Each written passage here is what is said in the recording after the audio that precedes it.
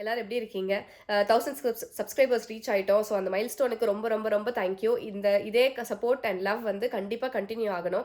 நான் இதே இடத்துல இப்ப வந்து உட்கார்ந்திருக்கிறதுக்கு காரணம் என்னன்னா, நான் வந்து கொஞ்ச நாள் முன்னாடி ஒரு வீடியோ போட்டிருந்தேன். Must watch about the things that you should know about Netherlands அப்படின்ற மாதிரி. அந்த வீடியோக்கு கீழ அவ்ளோ கமெண்ட்ஸ் எப்படி வந்து நெதர்லாண்ட்ஸ் வருது? எப்படி இந்த வேலைக்கு வரலாமா? இந்த மார்க்கெட் எப்படி இருக்கு? நான் இந்த கண்ட்ரில இருக்கேன். இந்த விசாக்கு அப்ளை பண்ணணுமா? என்னென்ன விசா இருக்கு? அப்படின்லாம் சொல்லி நெறைய கமெண்ட்ஸ் இருக்கு. அத தவிர நெறைய பேர் மெசேஜும் அனுப்புறீங்க. எப்படி நெதர்லாண்ட்ஸ் வருது? இந்த ப்ரொஃபைல் ஓகேவா? யாராவது உங்களால ரெக்கமெண்ட் பண்ண முடியுமா? அப்படின்லாம் வருது. ஸோ நான் வந்து ஃபர்ஸ்ட்டு டிஸ்க்ளைமர் நான் வந்து ஜாப் கன்சல்டன்ட் கிடையாது. நான் ப்ரொஃபஷனல் கிடையாது. உங்கள மாரி நானும் வேலை தேடி கண்டுபிடிச்சு வந்தவ தான். எனக்கு தெரிஞ்ச இன்ஃபர்மேஷன மட்டும் தான் நான் வந்து ஷேர் பண்ண போறேன். அத வந்து நீங்க ஃபர்தர் ரிசர்ச் பண்ணி, அதுல வந்து கண்டுபிடிச்சு ஒரு வேலைய கண்டுபிடிக்கிறதுன்றது உங்களுக்கு உங்க தனிப்பட்ட விருப்பம், தனிப்பட்ட இன்ட்ரெஸ்ட்ல பண்ண வேண்டியது.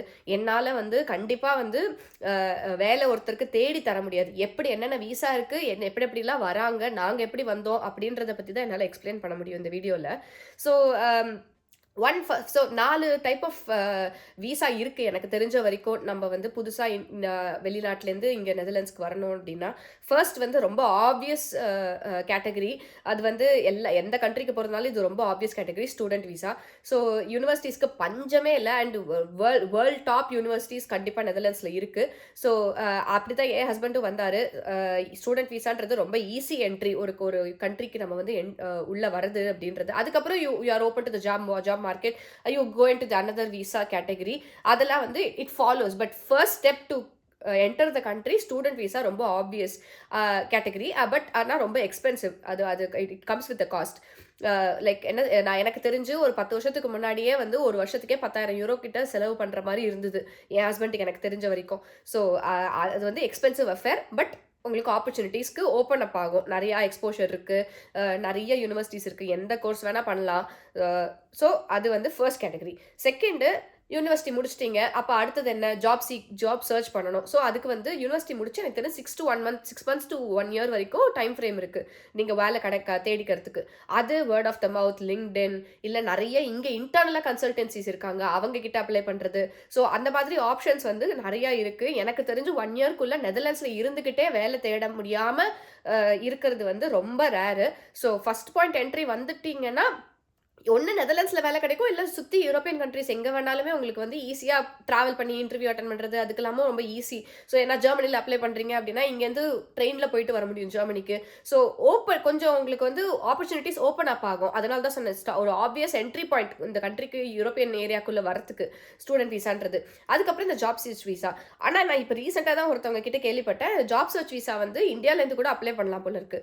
பட் அது வந்து என்னன்னா நீங்க வந்து 1 இயருக்கு நீங்க வந்து என்னெல்லாம் செலவு பண்ணுவீங்க, அதாவது ஒரு ஒரு அகாமடேஷனா இருக்கட்டும், இல்ல ஃபுட்டுக்கா இருக்கட்டும், என்ன காஸ்ட் ஆகுமோ அது நீங்க வந்து பேங்க் பேலன்ஸ் காட்டணும் விசாக்கு அப்ளை பண்ணும்போது. ஸோ அது வந்து இட் டிபெண்ட்ஸ். எனக்கு தெரிஞ்சு ஒரு 10 lakhsலேருந்து 15 lakhs வரைக்கும் நீங்க பேங்க் பேலன்ஸா காட்டணும், அகாமடேஷன் ப்ரூஃப் காட்டணும். நான் வந்து 1 இயருக்கு வந்து வேலை இல்லாமலும் சர்வைவ் ஆயிடுவேன், வேலை கிடைச்சிருச்சுன்னா அப்புறம் அப்படியே கண்டினியூ ஆவேன் அப்படின்ற மாதிரியான விசா அது. ஸோ இது செகண்ட் கேட்டகரி. அகைன் இங்க வந்துட்டீங்க, ஜாப் சர்ச் விசா அப்ளை பண்ணி பேங்க் பேலன்ஸ் காட்டி வந்துட்டீங்க அப்படின்னா இங்க வந்து அகைன் கன்சல்டன்ஸ் இருக்காங்க, லிங்க்டின் இருக்கு, வேர்ட் ஆஃப் மவுத் இருக்கு.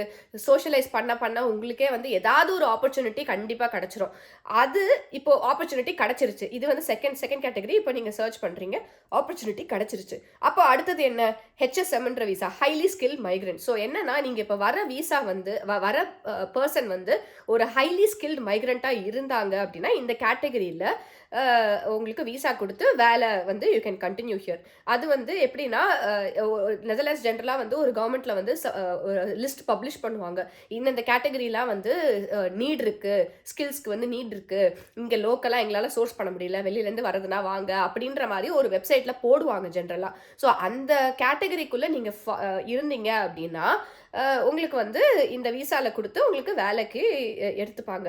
மோஸ்ட்லி இந்த ஐடி ஆர் இந்த மெடிக்கல் ஃபீல்டில் இருக்கிறவங்கலாம் வந்து அண்ட் மெக்கானிக்கல் இதெல்லாம் வந்து ஈஸியாக கொஞ்சம் கிடைக்கிற செக்மெண்ட் தான். இன்னும் அவ்வளோ ஸ்கேர்சிட்டி வேலை கிடைக்காம நான் ரிட்டர்ன் போறேன் அப்படின்ற மாதிரி எனக்கு தெரிஞ்சு யாருமே இருந்ததில்லை. ஏதாவது ஒரு வேலை கண்டிப்பா கிடைச்சிரும்.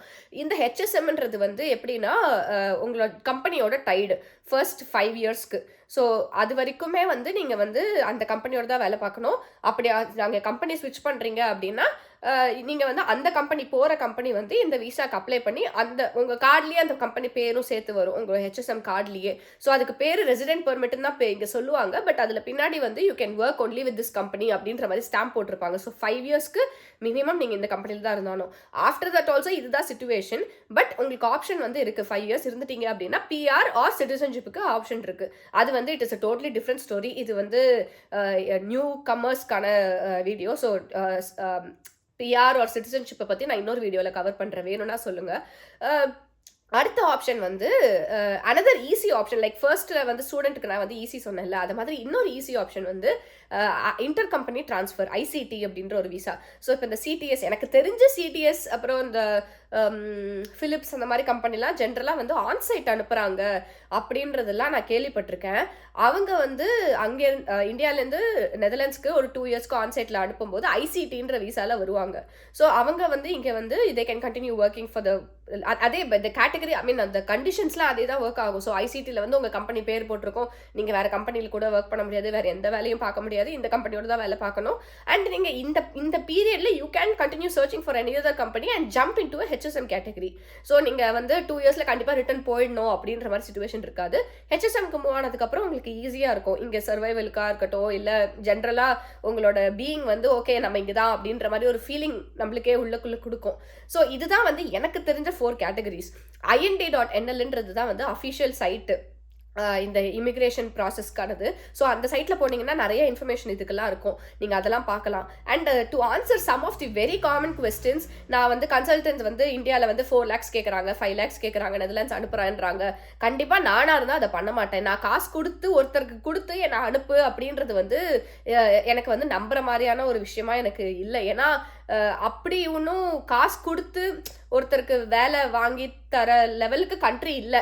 அப்படி நீடு இல்லை. ஸோ நீங்கள் டேரெக்டாக தான் அப்ளை பண்ணாதான் பெட்டர். உங்களுக்கும் காசு அவங்க நல்லவங்களா கெட்டவங்களான்னு தெரியாது, என்னாலேயும் அசஸ் பண்ண முடியாது. நீங்கள் மெசேஜ் அனுப்புறீங்க, பட் என்னால் அசஸ் பண்ண முடியாது.